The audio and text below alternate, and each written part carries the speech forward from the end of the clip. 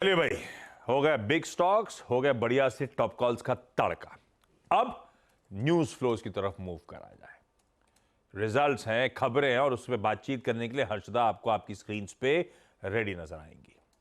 पहले तो निफ्टी का एक नंबर जिस पे रिएक्ट करना है। बर्थडे बॉय, आप ग्रासिम का चार्ट रेडी रखना, आ रहा हूं आपके पास। हर्षदा, नंबर कैसे लगे? ग्रासिम के केस में मुनाफे में करीब 8% की गिरावट देखने को मिली है। 236 करोड़ के आसपास मुनाफा आता हुआ वर्सेस 257 करोड़। रेवेन्यू हालांकि 3% बढ़कर आया है, यहाँ पर 6,400 करोड़ का फिगर देखने को मिला है। और इबिट्टा में भी हमने देखा है जो है करीब 9% तक की ग्रोथ देखने को मिली है।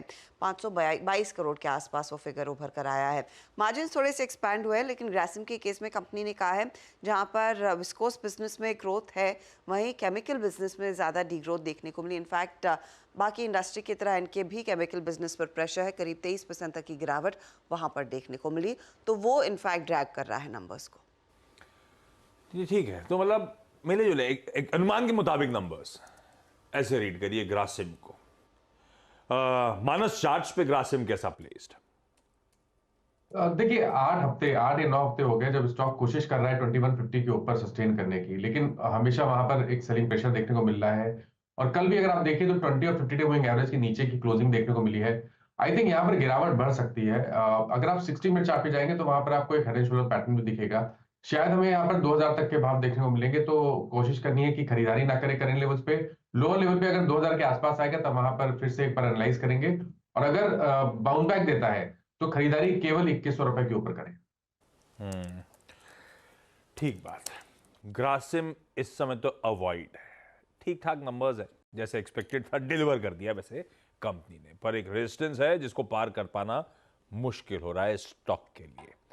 ग्रासिम तो खैर निफ्टी का नंबर था इसलिए पहले चर्चा करी। ज्यादा सबकी नजरें अटकी हुई थी एलआईसी के रिजल्ट्स पे जो बाजार बंद होने के बाद आ रहे थे। एलआईसी पे पार्थिव आपके पास आऊंगा, और चार्ट्स के लिए गाबा सर आप रेडी रखना एलआईसी की चार्ट्स। हर्षदा, नंबर्स कैसे लगे? पहले टोटल बिजनेस में किस तरह की ग्रोथ है वो सामने रखते हैं और फिर डिविडेंड की बात करेंगे। तो टोटल एनुअल प्रीमियम अर्न में 7% का इजाफा है। 13,163 करोड़ पर ये फिगर आया। एक्सपेक्टेशन थी 13,057 करोड़ के आसपास, तो वो एक बीट है। वैल्यू ऑफ न्यू बिजनेस में आप देखिए 46% का इजाफा देखने को मिला है। 2634 करोड़ का ये फिगर है। यहाँ पर बाजार अनुमान लगा रहा था ये 1880 करोड़ के आसपास आएगी, उससे कहीं गुना ज़्यादा बेहतर परफॉर्मेंस देखने को मिला है। मार्जिन आप ध्यान दीजिए 14.6% से बढ़कर 20% के आसपास आते हुए, तो 550 बेसिस पॉइंट का इजाफा दरअसल इन मार्जिन्स में देखने को मिला है।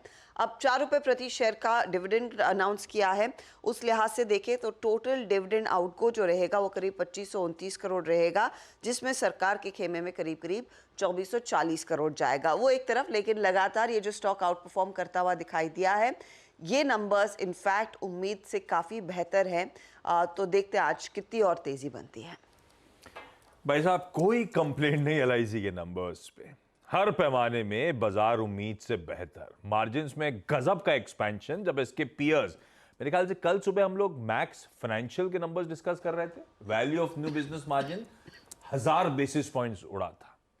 एलआईसी का 500 बेसिस पॉइंट इंप्रूव होता हुआ, गजब के पार्थिव। लेकिन बहुत चला हुआ स्टॉक, 3 महीने में आज सुबह डॉक्टर साहब दिखा रहे थे 70-80% के आसपास का जंप। कहां 500 रुपए साल के लोस, कहां 1000-1100 पे आके खड़ा हुआ है। हालांकि फैक्ट अभी भी सच है कि वैल्यूएशन वाइज तो पीयर से आज भी सस्ता। क्या करोगे एलआईसी में? खरीद रहे हो आप लोग 1100 पे या नहीं? यस, सी अगर प्राइस टू एम्बेडेड वैल्यू के हिसाब से देखें तो एलआईसी उसके प्राइवेट सेक्टर पीयर से बहुत ही सस्ता है। एंड नाउ द फैक्ट कि पीएसयूज में डेफिनेटली हम देख रहे हैं कि बहुत बड़ा कॉन्फिडेंस रीइंस्टेट हो रहा है इन टर्म्स ऑफ वैल्यूएशन री रेटिंग। तो यहाँ पे अगर मैं कंपैरिजन करूँ तो एलआईसी बहुत ही अंडर वैल्यूड है।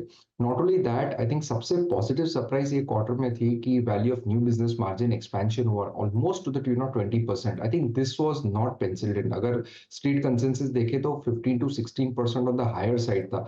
तो ये जो 400 बिजनेस पॉइंट्स का expansion value of new business margins में देखा है, I think that has positively surprise the street despite the fact कि एलआईसी में रन अप आए। और अगर देखने जाए तो from the IPO price run up is hardly any amount. तो उस लिहाज से आई थिंक डेफिनेटली यहाँ पे और अपसाइड बनती है। 17 के ट्रेल पीई पे मुझे लग रहा है कि उस हिसाब से भी बहुत ही सस्ता है। और जिस तरह का एलआईसी का एग्रेशन अभी देख रहे हैं in terms of trying to corner its market share, I think मुझे लग रहा है कि यहाँ पे अपसाइड रहेगा। सबसे बड़ी राहत की बात यह है कि गवर्नमेंट ने अनाउंसमेंट ऑलरेडी कर चुके हैं कि जो सप्लाई आने वाला था स्टेक डाइल्यूशन के लिए वो काफी हद तक पोस्टपोन कर दिया है। तो that will be I think very good news for LIC. तो मुझे लग रहा है कि डिस्पाइट 7 लाख करोड़ का मार्केट कैप है, यहाँ पे और अपसाइड बनती है। बिल्कुल आशीष, क्या होता है ना, हम 20-20 साल से ही काम कर रहे हैं ना, हमारे साइकी वो हो गई, बहुत चल चुका है। जैसे आपने बोला ना अभी बहुत चल चुका है, 500 रुपये, क्योंकि हम रेफरेंस पॉइंट ले लेते हैं कि 500 से चलना शुरू हुआ है।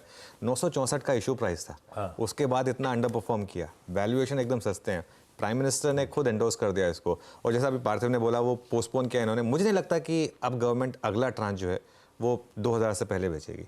सिंपल। अब मैं ये नहीं कह रहा कि 2000 कल ही हो जाएगा स्टॉक प्राइस, लेकिन अब जब भी कोई स्टॉक अपना इशू प्राइस क्रॉस करता है उसके बाद वो रुकता नहीं है नॉर्मली, उसके बाद उसमें मोमेंटम आता है। और अगेन फ्री फ्लोट है कितना, 3.5% का फ्री फ्लोट है। अब सब लाइन लगाएंगे उसको बाय करने की, ये इशू हो जाएगा यहाँ पर। एलआईसी की प्रेस रिलीज में एक इंटरेस्टिंग चीज थी, मैनेजमेंट की कमेंट्री। मैनेजमेंट ने कहा Q3 numbers are just the beginning of our journey, इस तरह का स्टेटमेंट आता हुआ। खैर, गाबा सर, ताबड़तोड़ तेजी लाइफ इंश्योरेंस में, और हम सब रिटेली फंसे हुए थे आईपीओ के समय से। क्या लग रहा है चार्ट्स में और दमखम? देखिए, एलआईसी का चार्ट ने एक बहुत अच्छा सिग्नल दिया था 675 के आसपास। उसके बाद जब वो 1000 पार कर लिया तो अब तो 4 डिजिट में आ गया स्टॉक। अब ये 1000 जो है ये एक साइकोलॉजिकल सपोर्ट बन गया। शॉर्ट टर्म टाइम फ्रेम में ये स्टॉक स्ट्रेच है, तो अनस्ट्रेचिंग की जरूरत है। आता ही नहीं आता दूसरी बात है, अगर अनस्ट्रेचिंग आता है तो नॉर्मल है, हेल्दी है। वो टाइम वाइज करेक्शन हो सकता है, प्राइस वाइज करेक्शन भी हो सकता है, लेकिन यहाँ 1000 से अब जो ट्रेड कर रहा है 1100 से, इसके जोन में लेना चाहिए, लेकिन इसको होल्डिंग होना चाहिए medium term to long term के लिए, ना कि ट्रेडिंग। ट्रेडिंग के लिए थोड़ा डिफिकल्ट हो गया स्टॉक, जब तक कि एक फ्रेश बाय सिग्नल मिलता नहीं। बाय मोड पर है, buy today and hold for few months. Yes, LIC बहुत बढ़िया स्टॉक है। अब 1000 एक स्ट्रॉन्ग सपोर्ट जोन बन गया, एक बेस बन गया। तो ट्रेडिंग के लिए स्ट्रेच्ड हो सकता है, पर अगर खरीदना है तो मीडियम से लॉन्ग टर्म पर्सपेक्टिव के लिहाज से एलआईसी बहुत अट्रैक्टिव, चार्ट्स पे भी और चलने के बावजूद, जैसे पार्थिव मेंशन कर रहे हैं, वैल्यूएशंस के फ्रंट पे भी आज भी अट्रैक्टिव। तो भैया ये positional buy, long term buy बना हुआ है। अब आते हैं वो बेंगलुरु की दवा और दारू पे, और इसके लिए तो बहेती साहब के पास चलेंगे। नहीं इसीलिए क्योंकि बहेती साहब की पकड़ अच्छी है स्टॉक्स पे। बायोकॉन और यूबीएल, हर्षदा कैसे रहे दोनों? बायोकॉन के केस में गला मुनाफा खराब देखने क्यों को लग मिला रहा है। गला तबीयत थोड़ी सी वीकेंड पे छुट्टी लो। नासाज है। आइदर वेज, थैंक्स आशीष। हाँ। मुनाफा आप देखेंगे आया है 660 करोड़ के आसपास का बायोकॉन के केस में, versus a loss of 42 crore. Revenue 34% बढ़कर आया है, 3953 करोड़ का वो फिगर है, 34% का इजाफा वहाँ आप देख रहे हैं। इबिटा लेवल आप देखेंगे नियरली 43.8%, तो 44% आप देखिएगा 926 करोड़ पर आता हुआ। यहाँ पर मार्जिन में इंप्रूवमेंट है, 22% के मार्जिन 23% के ऊपर निकलते हुए दिखाई दे रहे हैं। जेनरिक कारोबार परफॉर्म नहीं कर रहा है, वहाँ पर गिरावट है, लेकिन इनके बायोसिमिलर कारोबार में हमने देखा है इस क्वार्टर में करीब 65% तक का इजाफा बनता दिखाई दिया है। ये ईयर ऑन ईयर मैं आपको बता रही हूँ। हालांकि इन अच्छे नतीजों के बीच में एक सेटबैक ये है कि कंपनी के जो सीएफओ हैं उन्होंने रिजाइन कर दिया है। ये इफेक्टिव होगा मार्च 15 ऑनवर्ड्स, तो वो थोड़ा सा एक सेटबैक है। और साथ ही एक और बिजनेस हेड ने दरअसल इस्तीफा दे दिया है, तो ये एक हल्का सा नेगेटिव है। दूसरी तरफ यूबीएल की अगर बात करें तो यूबीएल भी मुनाफा दिखा रही है। 2.5 करोड़ का लॉस था, उसके सामने मुनाफा आया करीब 85 करोड़ का। रेवेन्यू में 13% तक की ग्रोथ है। इबिटा लेवल पर देखिएगा 90% का इजाफा देखने को मिला, तो लगभग वो इबिटा डबल होता हुआ दिखाई दिया है। और इस बिजनेस में आप गौर करेंगे तो मार्जिन्स 4.8% के थे, बढ़कर 8% पर आए हैं।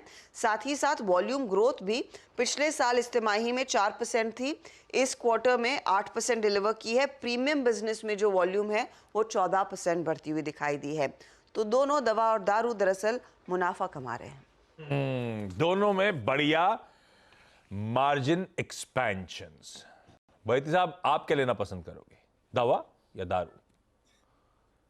आशीष जी, बायोकॉन का चार्ट स्ट्रक्चर काफी बेटर लग रहा है कंपेयर टू यूबीएल, और जिस हिसाब से पूरा फार्मा में एक अच्छा मोमेंटम बना हुआ है और सेफ काउंटर भी है इन वोलेटाइल एनवायरनमेंट में, तो हमें लग रहा है कि बायोकॉन में आज एक तेजी की तरफ ट्रेड बनाया जा सकता है। स्टॉक 2 दिन में हल्का सा करेक्ट हुआ, लेकिन ट्रेंड है वहाँ पे आके सपोर्ट ले रहा है, और जिस हिसाब से सेटअप बना हुआ है हमें लगता है इसमें एक वापस बाउंस बैक देखने मिल सकता है। तो खरीदारी की सलाह रहेगी। बायोकॉन में जो स्टॉप लॉस मेंटेन करना है वो 277 का एक एसएल मेंटेन करें, मतलब इसमें 295 तक का जोन देखने मिल सकता है। वहीं मैं अगर यूबीएल की बात करूं तो इसमें आशीष जी आप देखेंगे तो कंटिन्यूसली प्रेशर बना हुआ है, और स्टॉक जब 25 जनवरी को अपने 20 डेमा के नीचे स्लाइड हुआ था तो वहां से इसमें कोई भी पुलबैक आ रहा है तो उसमें एक इंट्राडे में सेलिंग देखने मिल रही है। स्टॉक अपने बॉलिंजर बैंड के लोअर बैंड्स पे आ चुका है, और हमें लग रहा है इसमें यहाँ से और भी आज शायद गिरावट देखने मिल सकती है, तो इसे थोड़ा सा वेट एंड वॉच पे रखें, लेकिन बायोकॉन में जरूर तेजी की तरफ ट्रेड बनाया जा सकता है। ना बिल्कुल ठीक, बस बायोकॉन में देखना है जो टॉप लेवल एग्जिट्स की बात कर रहे हैं उसका कितना खामियाजा स्टॉक भुगतता है, अदरवाइज नंबर्स बायोकॉन के अच्छे। यूबीएल स्टॉक थोड़ा सा थक रहा है, और यूबीएल में एक बात ध्यान रखिएगा, जो एक्सपेक्टेशंस थी उतना मार्जिन एक्सपैंड नहीं हुआ है। मैंने ब्रोकरेज रिपोर्ट्स देखी हैं, 11% प्लस की मार्जिन की एक्सपेक्टेशंस लगा के बैठे हुए हैं, बड़ा मार्जिन तगड़ा, लेकिन वो 8-8.5% पे आया, तो एक्सपेक्टेशन से तो म्यूटेड है। और बैती साहब भी कह रहे हैं दूरी रही यूबीएल से, बायोकॉन बेहतर स्टॉक नजर आता है। 2 सीमेंट मेजर्स, मेरे ख्याल से रैमको सीमेंट वायदा में और कैश में जेके लक्ष्मी, इन दोनों के नंबर्स भी बाजार बंद होने के बाद आए। सावंत साहब प्लीज दोनों के चार्ट रेडी रखिएगा, कहीं पे कोई ट्रेड दिखे तो। हर्षदा नंबर्स कैसे? रैमको के साथ शुरुआत करेंगे, जहां पर मुनाफे में करीब करीब 38% तक की ग्रोथ देखने को मिली है। 93 करोड़ का मुनाफा आया है। एक्सपेक्टेशन हाउएवर 137 करोड़ की थी। रेवेन्यू करीब 5% बढ़कर 2106 करोड़ पर आया है। यहां पर एक्सपेक्टेशन 2192 करोड़ की थी, तो वहां पर भी एक मिस है। एबिटा लेवल में करीब 38.9% तक का इजाफा देखने को मिला है। 445 करोड़ के अनुमान के सामने 395 करोड़ कंपनी ने डिलीवर किया। मार्जिन एक्सपैंड हुए 18.8% पर आए हैं, लेकिन यहाँ पर भी एक्सपेक्टेशन थी कि मार्जिन 20% के ऊपर आएंगे, तो उम्मीद पर कंप्लीटली खरी नहीं उतरी है ये कंपनी। जेके लक्ष्मी सीमेंट के केस में अगर आप ध्यान दें तो मुनाफा करीब 88% बढ़कर 143 करोड़ पर आया है। रेवेन्यू में करीब 9% का इजाफा है, 1702 करोड़ के आसपास, और यहाँ पर एबिटा में 63% तक की ग्रोथ है, 302 करोड़ पर। वहाँ पर भी इनफैक्ट परफॉर्मेंस बेटर है। जेके लक्ष्मी अच्छे नंबर्स, 10 वाले मार्जिन बढ़ के 15% आता हुआ। रैमको के मार्जिन इंप्रूव होते हैं 14 से बढ़कर 18%, लेकिन जैसे यूबीएल की कहानी थी, एक्सपेक्टेशंस यहां पे 20-21% मार्जिन की थी, तो उस लिहाज से स्लाइड डिसअपॉइंटमेंट। लेकिन सावंत साहब चार्ट्स पे किसी में कोई ट्रेड? आशीष जी, एक चीज जो दोनों में कॉमन है, दोनों ही रेंज बाउंड है और दोनों ही एक स्ट्रॉन्ग रेंज में फंसे हुए हैं। अगर हम रैमको सीमेंट की बात करें तो यहाँ पे करीबन कल की क्लोजिंग 975 है और 950 का एक बहुत स्ट्रॉन्ग सपोर्ट है। तो अगर कोई लॉन्ग्स होल्ड कर रहा है, आप स्टॉप लॉस रखिए 950 पे। कोई फ्रेश इनिशिएट भी करना चाहे, अगर आपको 960-55 में मिल जाए तो स्पॉट क्लोजिंग 950 के स्टॉप लॉस से आप एक बाय कर सकते हो, क्योंकि रिस्क कम है और एक बहुत अहम सपोर्ट है। और यहाँ से अगर पुल बैक मिले तो आपके जो टारगेट्स होने चाहिए कम से कम 990,000 के होने चाहिए। जेके लक्ष्मी सीमेंट में मुझे कोई ट्रेड नजर नहीं आ रहा है, बहुत ही स्ट्रांगली रेंज बाउंड स्टॉक है, तो इसको मैं अवॉइड करना चाहूंगा। ठीक है, यह है सीमेंट की कहानी। इस बीच दिल्ली से लक्ष्मण भी रेडी है। कल शाम को कैबिनेट और सीसीईए की बैठक हुई थी, उसके आउटकम से बस लक्ष्मण के पास अभी जाऊंगा। उससे पहले हर्षदा बाकी के कैश वाले रिजल्ट्स कौन कौन से? इनफैक्ट कई सारे काउंटर्स हैं जिस पर आज रिएक्ट करना है आशीष। एक तो उस लिहाज से उसको पहले पीएसयू कंपनी आपके सामने पेश कर देते हैं, क्योंकि पीएसयू को लेकर हमने देखा है काफ़ी उत्साह मार्केट में है। वहाँ पर आप देखिएगा परफॉर्मेंस कैसा है। इरकॉन के लिए आय में ग्रोथ जरूर देखने को मिली है 23% की, मुनाफा भी करीब 29% ग्रो होता हुआ दिखाई दिया है। एबिटा ग्रोथ भी नजर आ रही है। बामर लॉरी का बिजनेस अच्छा ग्रो हुआ है, मुनाफे में 85% की ग्रोथ, आय करीब 14% बढ़कर आया है, बिट्टा में करीब 47% का इजाफा है। लेकिन कहां पर डिसअपॉइंटमेंट है? आरवीएनएल की आय 6% नीचे है, मुनाफे में 6% की गिरावट देखने को मिली है और बिट्टा भी प्रेशर में है। एमएसटीसी के केस में भी वही हुआ है, आय 1.5% घटी है, मुनाफा 9.5% घटकर आया है, बस एबिटा ग्रोथ करीब 4% की है। तो ये वो पीएसयू कंपनियां हुई। अब दूसरी कंपनियों पर आते हैं जहां पर परफॉर्मेंस अच्छा है। तो गुड कैटेगरी में आपने क्या क्या देखना है? एक तो आपका रहेगा आईटीडी सीमेंटेशन, बढ़िया परफॉर्मेंस, मुनाफा 112% बढ़कर आया, आय में 52% की ग्रोथ है, एबिटा 96% बढ़ा है। श्नाइडर इलेक्ट्रिक आय 29.5% बढ़कर आई है, मुनाफे में 100% से ज्यादा की ग्रोथ है, 87% का इजाफा एबिटा में। जेके लक्ष्मी की हम बात कर चुके हैं, परफॉर्मेंस अच्छा है। न्यूलैंड लैब्स 46% की ग्रोथ आय में। आप गौर करें, मुनाफा 162% बढ़कर आया है और करीब 2.5 गुना एबिटा ग्रोथ दिखा रहा है ये परफॉर्मेंस। ग्लोबल हेल्थ यानी कि मेदांता 19.5%, nearly 20% की आय ग्रोथ है। साथ ही साथ आप देख रहे हैं यहाँ पर प्रॉफिटेबिलिटी और EBITDA में भी अच्छी खासी ग्रोथ देखने को मिली है। यही सिचुएशन सांधार में भी है, जहां पर प्रॉफिटेबिलिटी 28% बढ़कर आई है। एस्ट्रा माइक्रोवेव के केस में 38% का इजाफा देखने को मिला है मुनाफे में। शिल्पा मेडिकेयर लॉस से प्रॉफिट में आई है, 4.6 करोड़ का प्रॉफिट दिखाया है, 2 गुना EBITDA बढ़ता हुआ, 9% की रेवेन्यू ग्रोथ। और एस्ट्राजेनेका के केस में आप देखेंगे EBITDA ऑपरेशनली अच्छा परफॉर्मेंस है, प्रॉफिटेबिलिटी पर कुछ इंपैक्ट आता हुआ, वो अच्छे नतीजे हुए। जो निराश कर रहा है उसमें सबसे आगे है पतंजलि। रेवेन्यू फ्लैट है लेकिन प्रॉफिट में करीब 19% से ज्यादा की गिरावट, EBITDA 6.5% घटकर आया है। कोयोकू कैम्बलिन 42% तक का गिरावट मुनाफे में, 2.5% आय में गिरावट है। EBITDA हाउएवर बढ़ता हुआ दिखाई दिया है। और अगर आप हाइकल के परफॉर्मेंस देखें तो वहां पर भी क्लियरली प्रेशर देखने को मिला है। 39% मुनाफे में प्रेशर है, 18% रेवेन्यू घटा है, 13% की गिरावट यहां पर EBITDA में देखने को मिली है। ओ बाप रे, लंबी लिस्ट है भाई। ये हैं वो स्टॉक्स कैश मार्केट वाले जो आज अपने रडार पर रह। ब्यूटीफुली हर्षदा ने एक्सप्लेन कर दिया कहां अच्छा कहां बुरा। अब पहले चला जाए लक्ष्मण के पास दिल्ली, फिर लौटूंगा हर्षदा के पास बाकी के स्टॉक्स की न्यूज के लिए। कल कैबिनेट और सीसीए की बैठक में एक तो टेलीकॉम सेक्टर रिलेटेड डेवलपमेंट्स थे और बाकी तो लक्ष्मण गुड मॉर्निंग, दो में तोड़ देते हैं। पहले टेलीकॉम स्पेस जो सीएनबीसी आवाज की एक्सक्लूसिव थी, हमने 2 दिन पहले बताया था कि इस कैबिनेट सीसीए में टेलीकॉम से जुड़े फैसले सामने आने वाले हैं, उस पर मोहर लगती हुई। क्या अपडेट्स हैं पहले तो टेलीकॉम रिलेटेड? देखिए, दरअसल सरकार ने 8 अलग अलग बैंड में स्पेक्ट्रम ऑक्शन को मंजूरी दी है कैबिनेट की बैठक में, और इसमें 3 खास बातें हैं। पहली बात तो यह है कि इस स्पेक्ट्रम के ऑक्शन के बाद 5G का रोल आउट और ज़्यादा तेज़ी से होगा, 5G कस्टमर को ज़्यादा बेहतर नेटवर्क मिलेगा, और इसका जो बेस प्राइस सरकार ने रखा है वह है 96,317 करोड़ रुपए। इसकी दूसरी खास बात यह है कि कई सारी कंपनियां हैं जो इंसॉल्वेंसी में हैं, जिनके पास स्पेक्ट्रम अभी से है लेकिन इस साल में वो एक्सपायर कर रही हैं, तो जैसे ही वो एक्सपायर करेंगे उनका भी ऑक्शन किया जाएगा। तीसरी जो सबसे बड़ी खास बात है वो रेलवे सेक्टर के लिए, रेलवे सेफ्टी के लिए जिस स्पेक्ट्रम की जरूरत थी, रेलवे ट्रांजिट सिस्टम के लिए, मेट्रोस के लिए जिस स्पेक्ट्रम की जरूरत थी, उसका सरकार नीलामी नहीं करेगी, उसको सरकार रिजर्व रखी है, अलोकेशन करेगी उस स्पेक्ट्रम का। ये 5 मेगाहर्ट्ज बैंड है जिसको स्पेक्ट्रम एलोकेट नहीं किया जाएगा रेलवे सेफ्टी और मेट्रो के लिए, और 700 मेगाहर्ट्ज बैंड के ये सारे स्पेक्ट्रम रहेंगे। और इससे सरकार को वैसे ही पूरा मानना है कि स्पेक्ट्रम फी और ऑक्शन से करीब 1.2 लाख करोड़ रुपए सरकार को आमदनी होगी, और इससे करीब 4,20,000 ऐसे साइट ऑपरेटर ने आइडेंटिफाई किए हैं जहां पे 5G को इंस्टॉल करना है। तो इस ऑक्शन के बाद ये ज़्यादा बेहतर तरीके से होगा। बता दूं कि सारे ऑक्शन जो है इसी साल होने हैं। ओके, तो ये सीएनबीसी आवाज की खबर पे मुहर लगती हुई सबसे पहले इसी प्लेटफॉर्म पे आपको पता चला था कि टेलीकॉम रिलेटेड कुछ अपडेट्स आने वाले हैं।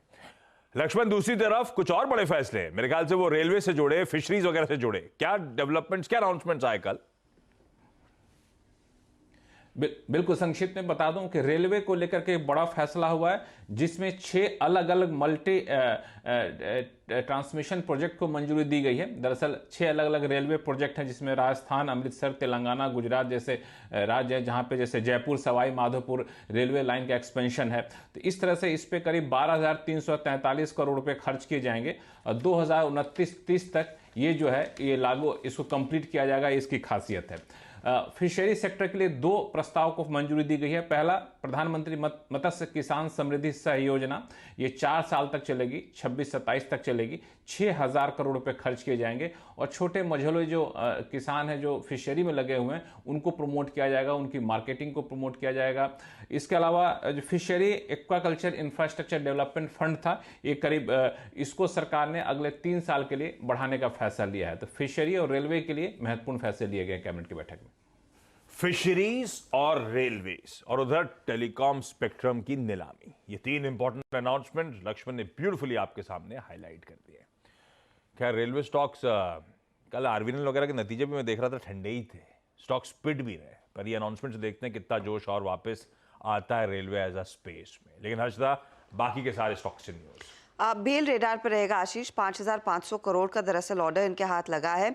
एक 800 मेगावाट की सुपर क्रिटिकल एक्सपेंशन यूनिट इन्होंने हरियाणा पावर जनरेशन कॉर्पोरेशन के लिए सेटअप करनी है। पेटीएम की तरफ से अपडेट ये आ रहा है कि पेटीएम के पेमेंट बैंक का एक इंडिपेंडेंट डायरेक्टर मंजू अग्रवाल ने रिजाइन कर लिया है। ये आरबीआई के जो रिस्ट्रिक्शंस लगे हैं 1 फरवरी ऑनवर्ड्स, उसके बाद इनका रेजिग्नेशन आया है। ये फॉर्मर एसबीआई की डीएमडी थी और पेमेंट बैंक के साथ जुड़ी हुई थी 2021 से। आईआरसीटीसी ने एक उत्तराखंड सरकार के साथ दरअसल एक एमओयू साइन किया है। आईआरसीटीसी खास तौर से टूरिस्ट ट्रेन दरअसल शुरू करने वाली है उस स्टेट के लिए, तो वो स्टॉक भी आज खबरों में। ओके, वायदा के कर्व में ध्यान रखिएगा। औरबिंदो फार्मा, बायोकॉन और पीएनबी आते हुए और जी एंटरटेनमेंट बाहर जाता हुआ। शिल्पा जी, पहले बीएचईएल 5,500 करोड़ रुपए का बढ़िया ऑर्डर हरियाणा की तरफ से आता हुआ इस कंपनी के पास, कैसा पोजीशन, क्या करोगे आप? अगर BHEL की बात करेंगे तो BHEL यहाँ पे देखेंगे तो 230 के अराउंड अभी ट्रेड कर रहा है। इसका जो नियर टर्म सपोर्ट है वो 220 पे है।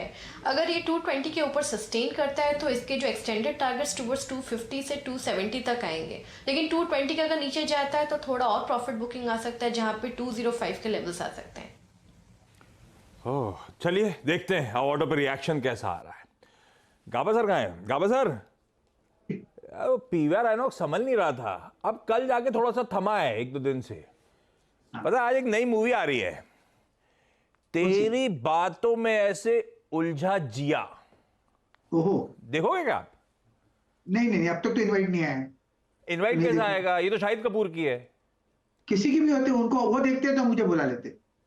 अच्छा, वो देखते तो बुला लेते हैं। हाँ, ये बात। तो आजकल मूवी कम देख रहे हैं क्या?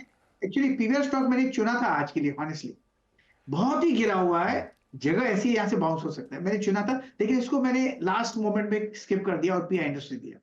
ये जगह अच्छी है खरीदने की, अगर खरीदना तो बहुत बहुत एग्रेसिव कॉल है। स्टॉप लगाना चाहिए 1400 का, मेरे ख्याल से 1450 1460 पॉसिबल है। 1425 पे ट्रेड कर रहा है। ओके, चलिए पीवीआर। वैसे तो मैं पूछना नेस्ले इंडिया भी चाहता था, क्योंकि आज चॉकलेट डे भी है वैलेंटाइंस वीक में, पर इतना ज्यादा नहीं जाऊंगा, मैं सिर्फ पीवीआर आइनॉक्स तक ही रुका रहूंगा। शिल्पा जी, एचडीएफसी बैंक सब जानना चाहते हैं भाई, आप लोग कैसे पोजीशन कर रहे हो? क्या और वीकनेस गहराती हुई नजर आ रही है? पोजीशंस कैसी बिल्टअप हो रही हैं? आप लोग का अप्रोच एचडीएफसी बैंक को लेकर क्या है? आशीष जी, यहाँ पे HDFC बैंक में बहुत क्रिटिकल सपोर्ट 1380 पे है।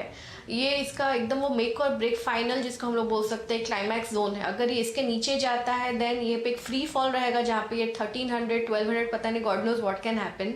बट अगर ये 1380 होल्ड करता है तो एक छोटा बाउंस बैक टुवर्ड्स 1460 1480 तक आ सकता है।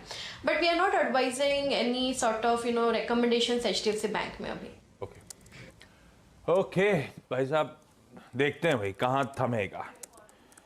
लेकिन इसके साथ एक काम करा जाए, मुनाफे की तैयारी अब समेटने का वक्त है।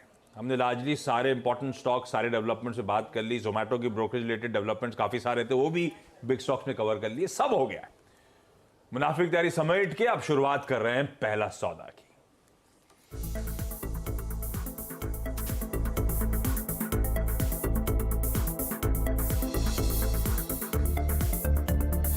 ये है पहला सौदा, CNBC आवाज मोतीलाल ओसवाल स्टूडियो से लाइव। बता दें कि मनी कंट्रोल पर दिए गए विचार एक्सपर्ट्स के अपने निजी विचार होते हैं। वेबसाइट या मैनेजमेंट इसके लिए उत्तरदायी नहीं है। यूजर्स को मनी कंट्रोल की सलाह है कि कोई भी निवेश निर्णय लेने से पहले सर्टिफाइड एक्सपर्ट की सलाह लें।